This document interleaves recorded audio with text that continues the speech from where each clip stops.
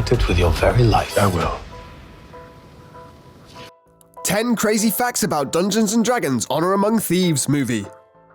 Get ready to enter a world of magic, monsters, and mayhem with the highly anticipated film based on the legendary tabletop game Dungeons & Dragons Honor Among Thieves is here. Dungeons & Dragons Honor Among Thieves, the highly anticipated fantasy film, was released on March 31st, 2023. Based on the famous tabletop role-playing game, the movie promises to take audiences on a thrilling and action-packed adventure. So in today's video, we will explore the fantastical facts of Dungeons & Dragons on this channel, right now! So let's start with number 1. The director's D&D roots. As players of Dungeons & Dragons, we saw the unique opportunity to portray the fantasy genre in a light that hasn't been seen cinematically before. Goldstein and Daly, the directors of Dungeons & Dragons Honor Among Thieves, are not just filmmakers hired for the job. They have a genuine love and passion for the source material. Both of them played the game in their teenage years, long before they landed the opportunity to direct the movie. Daly's connection with the game started when he was only 14, and he was cast in the TV show Freaks and Geeks, where his character, Sam Weir, was a nerdy D&D player. I wanted to play because it seemed like a lot of fun, and so they set up a game for us and the cast. This motivated Daly to start playing the game with his fellow cast members, and he immediately fell in love with the world of Dungeons & Dragons. Although we may never get a second season of Freaks and Geeks, Daly and his co-stars Martin Starr and Sam Levine reunited to play the same D&D campaign they had been playing for 2 decades. It's clear that the passion for the game is strong in both directors, and has undoubtedly helped bring an authentic touch to the film adaptation. 2. Gygax was a wargame fan first. Before Gary Gygax developed the iconic game Dungeons & Dragons, he was an avid tabletop wargamer. Gygax's main hobby was playing strategy games that simulated armed conflicts, often disappearing on weekends to engage in games that reenacted historical battles. In addition to playing wargames, Gygax also attempted to design them, and in 1971 he published Chainmail, a medieval-themed miniature combat game. However, despite his efforts, Gygax's success could have been improved. According to Riggs, there needed to be more financial gain in designing miniature combat games in America in the early 1970s. Sounds lovely. Quite the opposite. I know, I was being ironic. I find irony is a blade that cuts he who wields it most especially.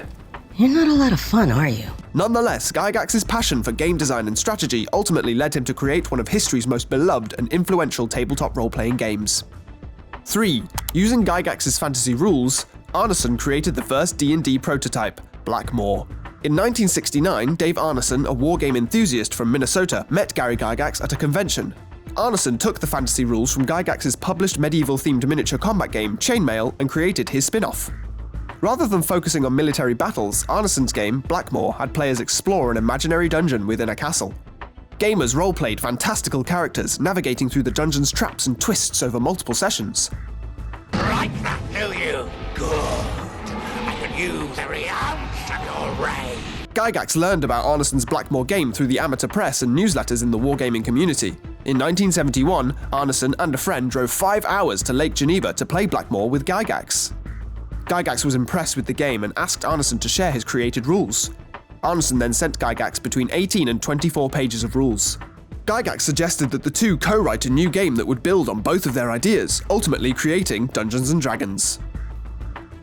4. D&D started as an afterthought to Chainmail, an earlier game created by Gygax.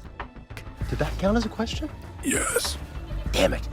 Gygax added a fantasy supplement of around a dozen pages to the rules of Chainmail, which included dragons and rules for wizards. He was inspired by Robert E. Howard's Conan the Barbarian books and wanted to capture a swashbuckling action in his wargame. However, this supplement was not well received by history buffs, who considered the magical aspects as a folly and heresy at worst. 5. Gygax's children were among the game's first test audiences. After receiving information from Arneson, Gygax spent several months working on a prototype of Dungeons & Dragons. During this time, he tested the game on his children. While there are varying accounts of the first ever D&D game, according to Gygax's son, Ernie, it involved 2 boys and 1 girl exploring a scorpion nest and battling kobolds. 6. Bradley Cooper's Guardians-esque cameo. Get out of the way! It's burning! Honor Among Thieves takes inspiration from The Princess Bride, Monty Python, and the MCU, with an unmistakable resemblance to Guardians of the Galaxy. The film features a dashing outlaw played by Chris, a fierce woman warrior, a woodland-dwelling Allie, a literal-minded Allie, and even a character played by Bradley Cooper. 7. Sign language in spells.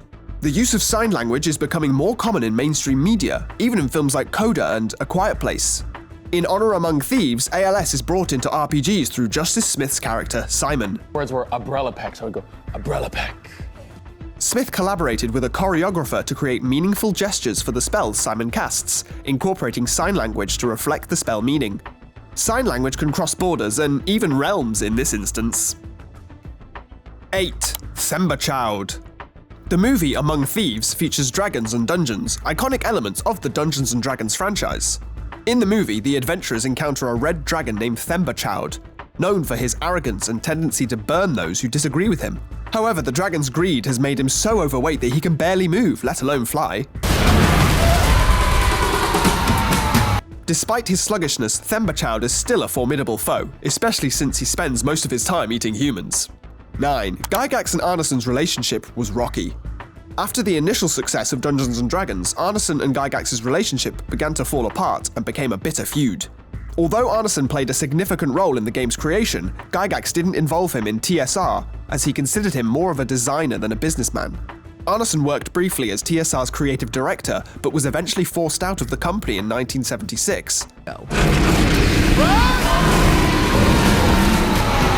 In 1977, TSR released Advanced Dungeons & Dragons, for which Gygax refused to offer Arneson any royalties for the second edition, citing differences in gameplay. As a result, Arneson sued TSR in 1979.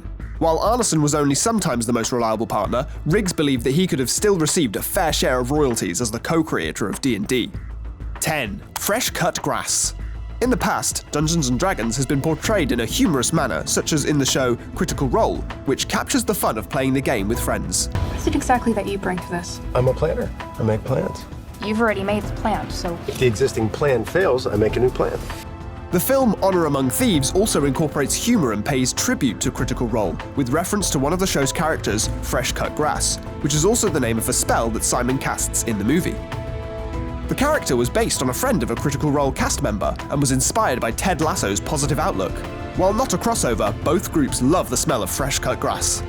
What impact, if any, do you think that the portrayal of Dungeons & Dragons in the movie Honor Among Thieves will have on the public's perception of the game and its players? Let us know in the comments below. This is for today's video. Thanks for watching, and also subscribe to our channel for more exciting videos. See you in the following video.